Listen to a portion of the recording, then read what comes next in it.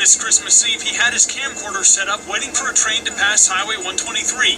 As you can see in his video, a truck pulled onto the tracks just as the gates were going down. The rest of the video speaks for itself. You better go back. Go back.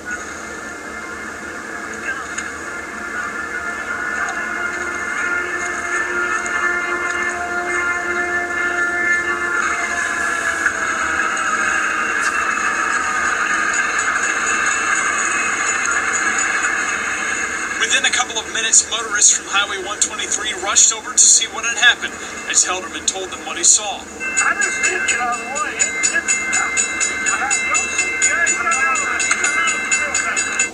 All I can say is Buzz goes, he got out about as fast as he could. The truck was thrown to the other side of the tracks from where he was standing. Within a minute or two, it started to burn. Rescue crews arrived a couple of minutes later, although there wasn't anything to rescue anymore. The driver was okay, escaping disaster by inches. The truck was hopeless. They say it's